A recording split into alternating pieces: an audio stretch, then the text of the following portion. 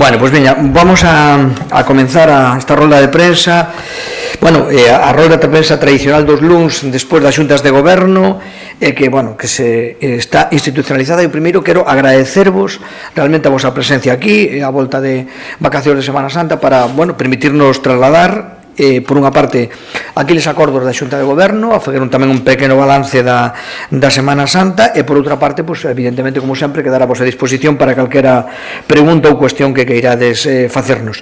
Bueno, a Xunta de Goberno de hoxe, empezando por eso, foi unha Xunta de Goberno tradicional, no sentido de que prácticamente se centrou, ou exclusivamente se centrou na aprobación de axudas a concellos desta provincia. Son 10 axudas e un importe de 236.000, supera os 236.000 euros, e que están destinados, como decíamos, exclusivamente á cooperación institucional. Son investimentos concretos, conforme ás necesidades que nos plantexan os concellos, para lograr a mellora da vida diaria dos veciños e veciñas, especialmente dos municipios máis pequenos. Recordemos que en Ourense 91 dos 92 concellos teñen menos de 20.000 habitantes e, por lo tanto, o deber xurídico e o deber de todo tipo que ten a Diputación de colaborar na prestación dos servicios en na realización das obras destes concellos é todavía moito máis acentuada. Bueno, para moitos diles, como decíamos, a Diputación é unha institución esencial para mellorar estes servicios básicos que de outra maneira non o poderían facer. Bueno, as axudas as tendes logo detenidamente, pero a título de enumeración, pois fago unha enumeración destinados á mezquita, para actuacións de vivenda na antiga Casa dos Mestres 20.000 euros, para Baltar a mellora de vías municipais casi 40.000 euros, para Cenlle instalación de barreiras de seguridade tamén, Esgos pavimentación de vías municipais, Agudiña, Paderne de Allariz que ten un par de actuacións, melloras de firme, ampliación na rede de abastecemento, Ribadavia, melloras de vías municipais, e Toén, mellora de espazos públicos, e tamén Vilar de Barrio que cambia a súa subvención para pedir a adquisición dun remolque. En definitiva, vedes aí, son actuacións evidentemente importantes para os concellos, pero sobre todo o que decimos son actuacións que corresponden ás demandas que nos plantexan. Nos non facemos outra cousa que atender esas demandas na medida das nosas posibilidades e, por lo tanto, destiñar directamente ese diñeiro a esas necesidades reais para mellorar a seguridade das vías, os servicios, a calidade de vida da cidadanía. Actuacións, por tanto, concretas. Bueno, eu creo que esta é unha maneira diferente, ou sea, creo que é a maneira que nos piden os ciudadanos de facer política, esa maneira centrada nos problemas dos ciudadanos, lexos de liortas, de guerras estériles, que lle resolvamos os problemas, as necesidades que teñen na porta da súa casa, no seu concello, e que contribuyamos, en definitiva, a mellorar a nosa provincia. Aprobamos, por lo tanto, partidas económicas concretas para as de hoxe, tampouco, pois, moito máis que comprometernos dunha maneira útil e próxima co territorio e seguir traballando coa mesma filosofía de escoitar os concellos, atender as súas necesidades e transformar estas demandas en investimentos reais, porque a Diputación sigue sendo garante dese equilibrio territorial e de igualdade de oportunidades en todos os concellos da provincia de Ourense. E, se me permiten, como isto, pois, ademais teñen os datos pois, xa pormenorizadamente hasta o céntimo na nota de prensa, se me permiten, nesta primeira intervención quixera facer un pequeno balance un pouco do que é da actividade da Semana Santa, tanto da Diputación un pouco como en xeral, non? E para elo, o primeiro que quero resaltar sin duda que primeiro o traballo que leva feito que fixo esta institución durante a Semana Santa. Viron que, bueno, pues nós seguimos traballando durante todos os días hábiles e logo nos días xa festivos pues tamén acudimos a diversas actividades organizadas na provincia. Quixera tamén facer un balance ou facer unha referencia a un balance xeral da provincia en canto ao aspecto turístico. Bueno, non temos as cifras todavía, pero eu voume a centrar en dúas cuestións, en dous datos que creo que nos poden valer, que nos poden dar unha idea do que foi o resultado. O resultado, xa adianto que para todo o mundo, non hai creo que máis que ver, pois efectivamente, estar estes días nas rúas ou estar nos povos e ver que foi un resultado positivo, non? Altamente positivo, non? Pero eu dou algúns datos, por exemplo, concretos, algúns datos que temos. Nos en San Pedro de Rocas, que é un medio propio un recurso turístico propio da Deputación, pois durante esta ponte festiva, durante esta Semana Santa, recibimos a visita de máis de 500 persoas. Bueno, tendo en conta que é un monumento, pois o que é, ubicado onde é, el solo e tal, pois demostra que ten un atractivo. A Ribeira Sacra estuvo, como todos vostedes saben, prácticamente chea, e desde logo confirmase como un dos principales recursos turísticos da nosa provincia. Pero tamén, noutra das cousas que eu saben vostedes, os que me siguen, que non particularmente, senón que creo que como provincia temos que tela, que é o Camiño de Santiago. O Camiño de Santiago, a Ruta da Plata concretamente, que é a fundamental aquí, bueno, pois neste ano creemos que pode ser un ano récord. De momento está o sendo. Non temos os datos todavía concretos, porque da Semana Santa, pero temos indicios, pero sobre todo temos datos anteriores. E ata o 30 de marzo, o primeiro trimestre, esta ruta leva subido 23%. Son cifras modestas, pero son porcentaxes importantes que van vai a facer que, sin dúbida ningún, este ano creo que nos empecemos a dar ese salto.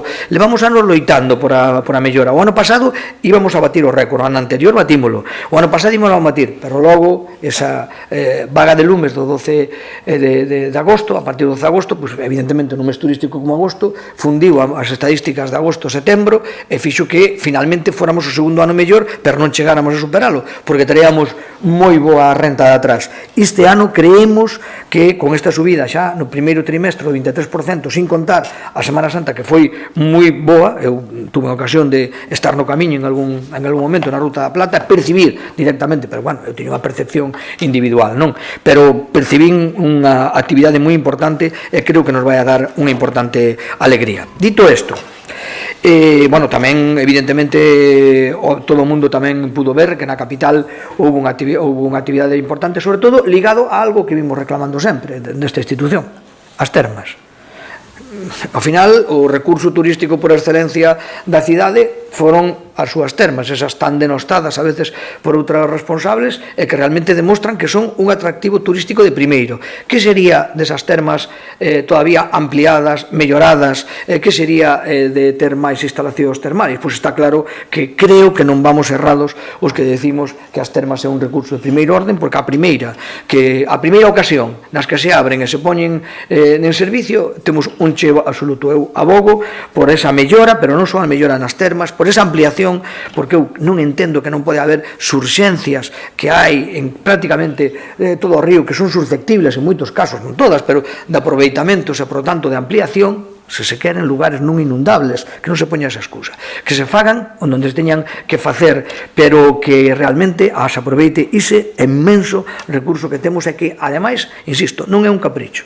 Aí están os datos, aí están as fotografías que vostedes sacaron nos medios de comunicación, os reportaxes que sacaron e o puxeron de manifesto. Non é unha opinión particular, senón en este caso é facerme eco da percepción individual que metemos como institución, pero sobre todo da que nos trasladaron os medios de comunicación dunha maneira moi clara. Por lo tanto, abogamos por esa mellora. Como lle decía, e remato con esta miña primeira intervención, eu a institución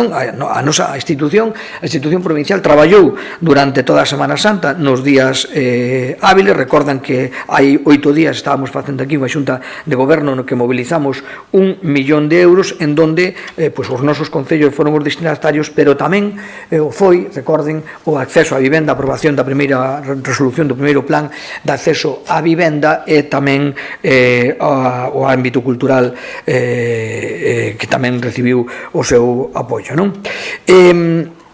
Nos intentamos que a provincia teña un sistema ou un modelo de desarrollo integral que abarque a todos os ámbitos, que poña de manifesta a nosa identidade particular, cousas como, insisto, as termas, ese Camiño de Santiago, esa Ruta da Plata, todos os nosos potenciales. E na semana pasada estuvemos presentando, despois desta roda de prensa de hai 8 días, presentamos a Volta Femenina, que é unha extraordinaria cita de primeiro nivel que ten unha etapa na nosa provincia e que pretende, ademais do aspecto deportivo, que é unha das grandes carreiras femeninas, unha das mellores carreiras femeninas de todo o mundo, pretende evidentemente visibilizar esa aposta por o papel da muller no deporte e mostrar, por suposto, o noso potencial ao mundo.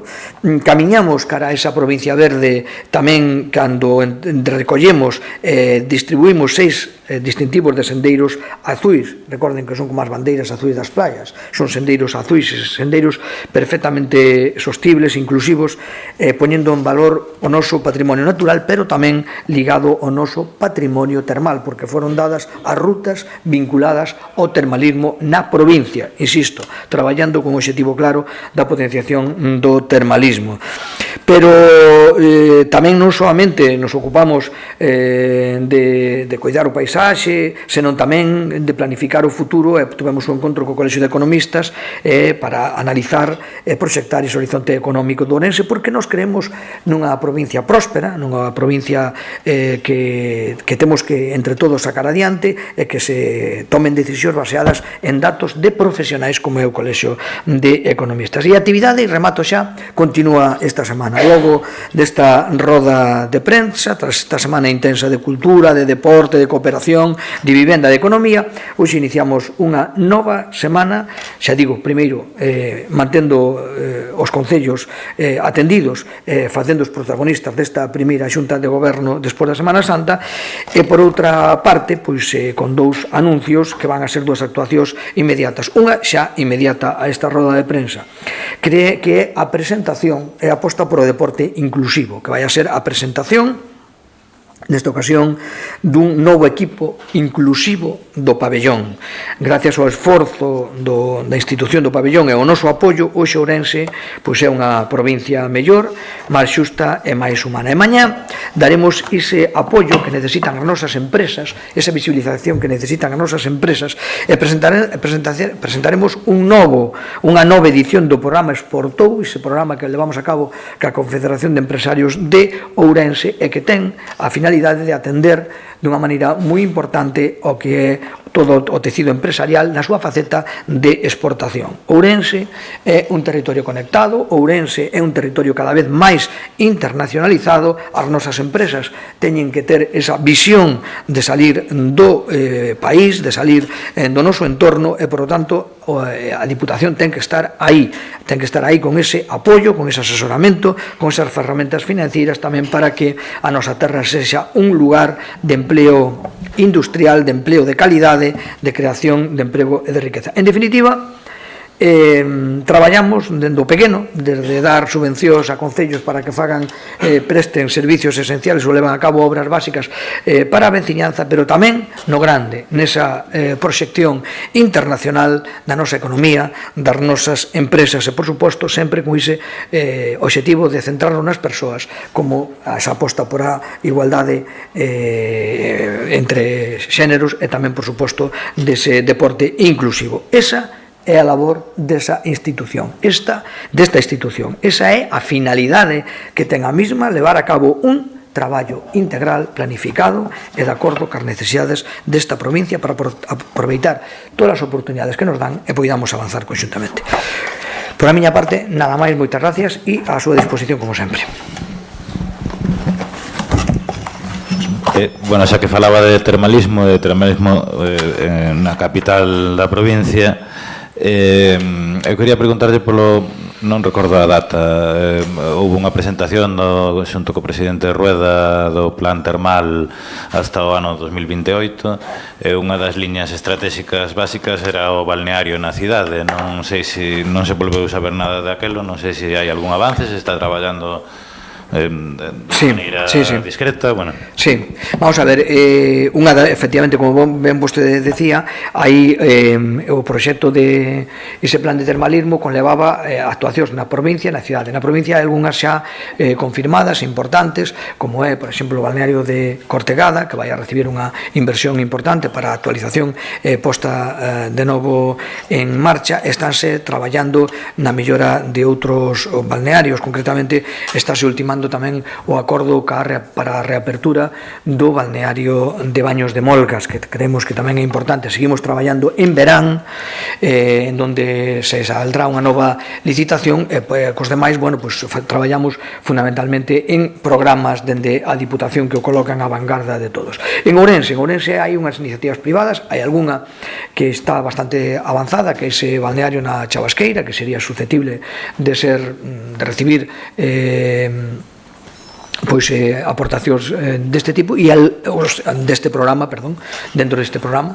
Está nunha tramitación urbanística no Concello de Ourense para que se conceda a licencia, pero é un proxecto que está bastante maduro, bastante anunciado. E logo hai algunha outra que está todavía non está explicitada, pero na que tamén se está traballando, se están traballando, me consta, neste caso a área termal da Xunta de Galicia con sede en Ourense, está traballando para apoiar a esas iniciativas que se podían facerse, que se podían concretar. De momento, máis avanzada, sin duda, é esa da Chavasqueira, ese balneario da Chavasqueira.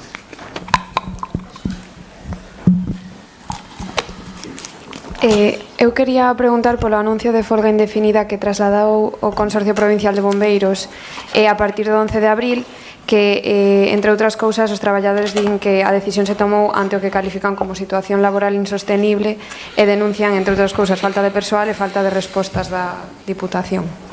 Bueno, vamos a ver, sí, é un anuncio que se nos fai chegar. Eu simplemente digo, porque quero que non se malinterpreten as miñas palabras, nos vimos de facer un esforzo moi importante co Consorcio de Bombeiros. Eu creo que é moi importante ese esforzo que se leva feito, porque eu recordo o mesmo. Miren, o Consorcio de Bombeiros en Ourense, igual que no resto das provincias, estaba prestado con empresas, eran traballadores de empresas privadas. Esas rescatouse o servicio, pasouse a público, os traballadores foron indefinidos e logo fixemos un esforzo e se estabilizaron todos os traballadores. Por lo tanto, pasaron de ter a consideración de empleados de empresas a ser empleados públicos fixos.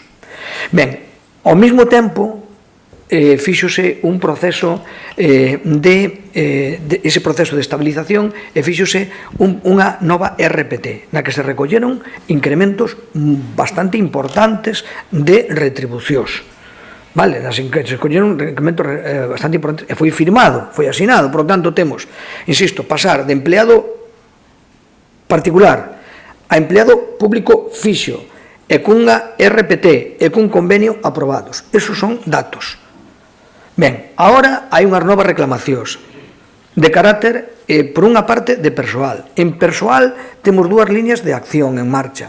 Unha é a bolsa de interinos, que está para cubrir esas baixas, un importante número de baixas, hai baixas importantes, e neso estáse ultimando tamén esa bolsa de interinos, de acordo, que están feitos exames e demais, e por lo tanto estáse ultimando a bolsa de interinos. E por outra parte, estamos traballando nas bases para convocar 17 novas plazas de bombeiros que se van a incorporar ao consorcio.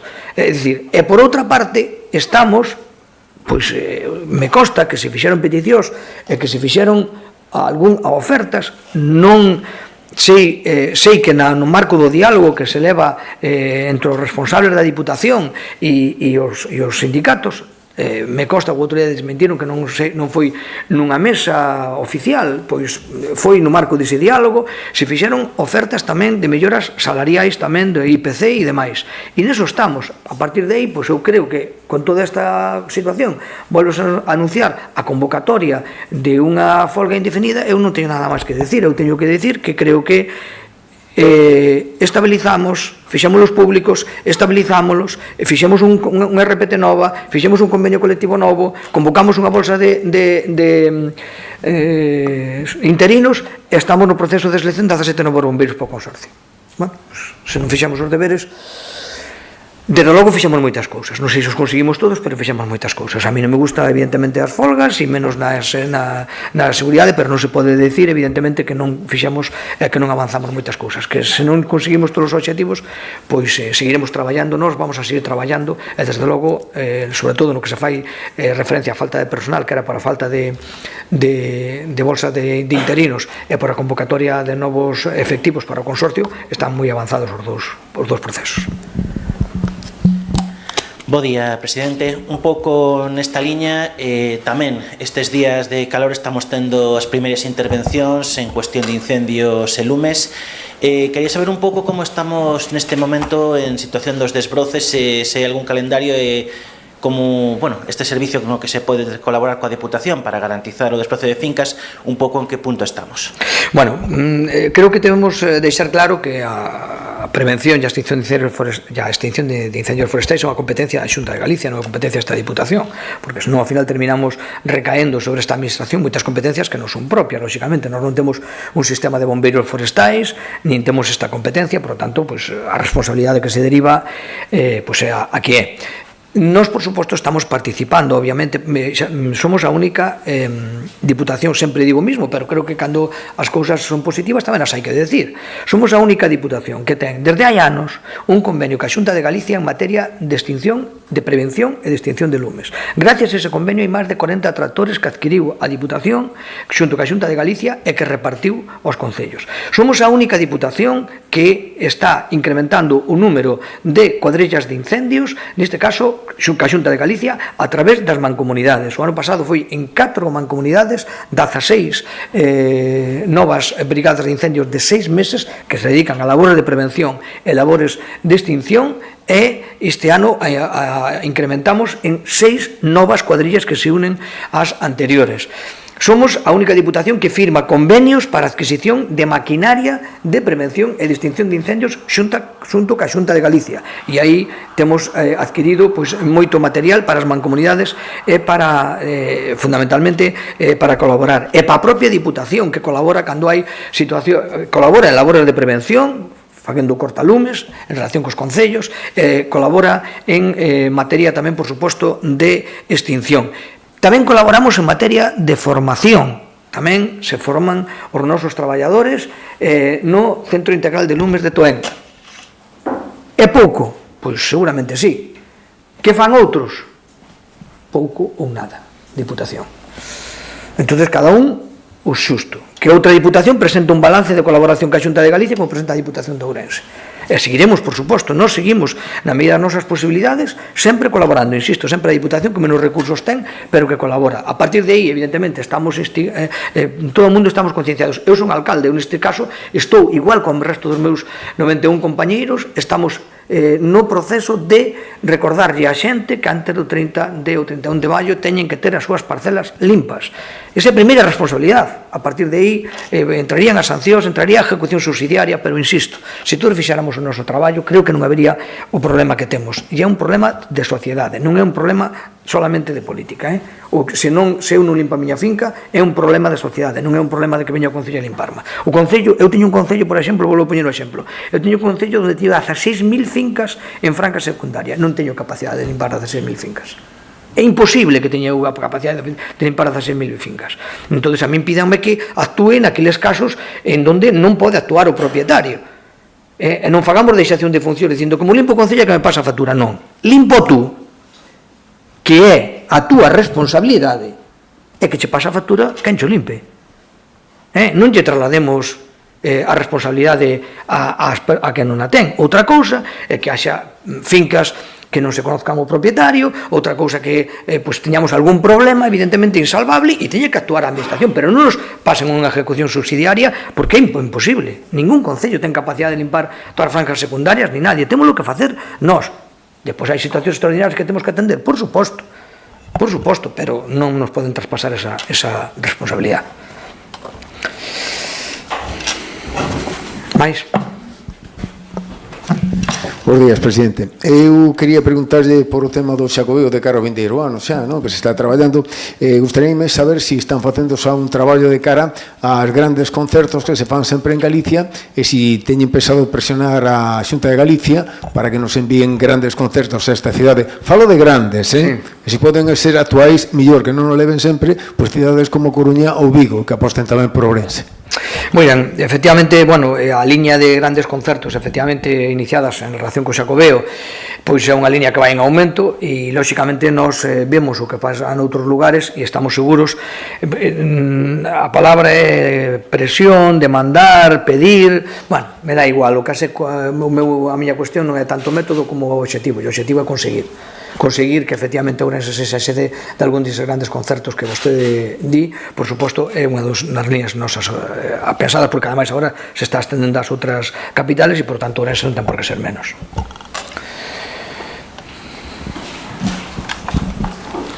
Sí. Bos días. Quería preguntarlle, falando de como falaba de turismo, fomos varios os medios os que nos achegamos esta semana a Ribeira Sacra para falar das visitas a catamaráns, das rutas dos viños, e o que nos comentaban prácticamente primordialmente era que importante non era achegarse estes días que había máximos históricos, senón o resto de día de temporada baixa, que o éxito non se medía por ter cifras récords en agosto ou en Semana Santa, senón por ter en decembro ou en xaneiro un fluxo de visitantes que permita ter un traballos continuos, e o que reclamaban sobre todo era a coordinación e infraestructuras ás institucións públicas. Non sei que nos pode comentar. Bueno, estamos completamente de acordo que o éxito non poden ser 2 días ou 3 días de Semana Santa, que ademais son insufribles para todo o mundo, no sentido de que todos nos concentramos neses 3 días e non temos nin servicios, non? Eso é o que non hai destino turístico que sexa capaz de dar ese servicio, nin Nogueira de Ramuín, nin Sanxenxo. Ningún ten a capacidade de dar neses 3 días efectivamente ese servicio. Evidentemente nos estamos traballando por un destino sostible, por a desestacionalización, e efectivamente por eso traballamos co Camiño de Santiago, por eso traballamos co termalismo, por eso traballamos evidentemente ca Ribeira Sacra, por eso traballamos co enoturismo, e nos estamos a disposición. Eu creo que tamén volvo a decir o mismo. Miren, nos, un exemplo, fíxose, a min gustame falar de cousas concretas, porque de teorías hai moitas, pero cousas concretas é o importante.